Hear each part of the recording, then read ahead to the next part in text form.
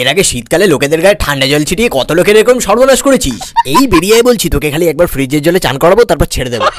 ও কাকু, আমি গরম জল ছাড়া চান করবো না কাকু। এই তাড়াতাড়ি বাইরে বেরিয়ে বলছি, না হলে কিন্তু তোর গরম জল দিয়ে আমি চান করে নেবো। দে গরম জল দে তো। দাদা গরম জল আমি চান করে নিয়েছি। শালা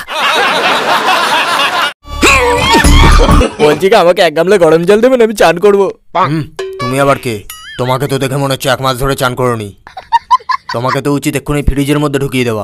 তাড়াতাড়ি এখান থেকে কেটে পড়ো, নাহলে ধরে এক্ষুনি ঠান্ডা বরফ জলে চান করিয়ে দেবো। কার এত বড় সাহস যে আমাদের ঘরের জানলা দিয়ে আমাদের গায়ে ঠান্ডা জল ছিটিয়ে দেয়? কে সে? আমি। চিন্তা পড়েছিস তাহলে? হ্যাঁ, আমি সেই ঠান্ডা জল ছেটানি। তোর মনে আছে আমি একদিন তোর বাড়ির সামনে দিয়ে রাজুদার পকেট পরোটা কিনতে যাচ্ছিলাম, তুই তোর বাড়ির ছাদ থেকে আমার গায়ে 1 বালতি ঠান্ডা জল ঢেলে দিচ্ছিলে।